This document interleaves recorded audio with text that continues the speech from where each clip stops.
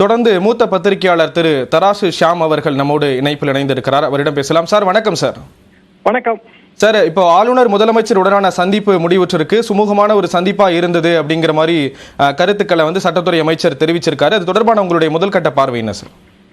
உச்சநீதிமன்றத்தின் வழிகாட்டுதல் ஆளுநரும் முதல்வரும் சந்திக்க வேண்டும் என்று தெளிவாக இருக்கிறது. முதல்வர் சார்பாக யாரையும் அனுப்ப முடியாது. ஆளுநரும் முதல்வரும் ஒரு முறை பேசி பார்க்கலாமே என்கிற ஒரு சஜஷன் தான். அதற்கு மேல உச்சநீதிமன்றமும் கட்டளையிட முடியாது. ஆளுநர் ஏற்கனவே ஒரு தடவை அழைப்பு விடுத்தார். அப்போது இங்கு மழை வெள்ள பாதிப்பு, முதலமைச்சர் செல்லவில்லை. இப்போது அடுத்த வாய்தா வருவதற்குள் மீண்டும் ஒரு முறை அவர் அழைப்பு விடுத்திருக்கிறார். முதலமைச்சர் சென்றிருக்கிறார். ஒரு மாநிலத்துல ஆளுநருக்கும் முதல்வருக்குமான சந்திப்புகள் என்பதெல்லாம் செய்தியாகவே ஆகக்கூடாது. அதெல்லாம் ரொட்டீனா அன்றாட நடக்க வேண்டிய ஒரு விஷயம்தான். ஏனென்றால் ஆளுநர் அலங்கார தலைவர், அவரது ஆணைப்படிதான் அரசு நடப்பதாகத்தான் by order of the governor தான். முதலமைச்சர் மக்களால் தேர்ந்தெடுக்கப்பட்ட முதலமைச்சர். ஆளுநர் செய்வது அரசு, முதலமைச்சர் செய்வது அரசாட்சி. இந்த ரெண்டுக்குமான வித்தியாசம் தான். ரூல் அண்ட் ரெயின் என்று இதை சொல்வார்கள். அப்படி இருக்கும்போது இந்த சந்திப்பால் பெரிய பயனெல்லாம் விளையும்னு எனக்கு தோன்றவில்லை.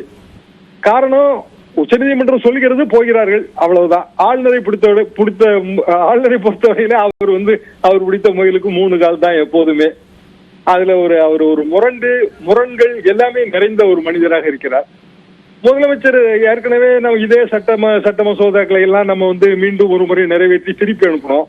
அதையே அவர் குடியரசுத் தலைவருக்கு அனுப்பியிருக்காரு. அந்த இடத்துலயே அவர் அரசியல் சாசனத்தை மீறுறாரு. அப்போ இது அரசியல் சாசனத்துக்கு புறம்பானதுன்னு அவருக்கு தெரியாம இருக்குமா? அது எப்படி தெரியாம இருக்கும்? வேண்டுமென்று தான் செய்கிறார். அதான் முரண்டு என்று நான் சொல்கிறேன்.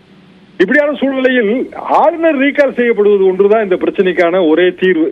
ஏனென்றால் முதல்வரை ரீகால் செய்ய முடியாது. அது மக்கள் 2026 தேர்தலில் தான் மக்கள் விருப்பம் என்னவோ அது நடக்கும். ஆளுநரை பொறுத்தவரையில் அவர் நியமன பதவி, குடியரசுத் தலைவரால் நியமிக்கப்பட்டவர்.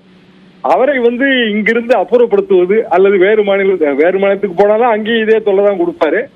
அவருக்கு வேறு ஒரு நல்ல பதவி கொடுப்பதுதான் இதில் சிறந்த வழி என்பது என் கருத்து. இணைப்புல கருத்துக்களை பகிர்ந்து கொண்டதற்கு நன்றி திரு ஷியாம்.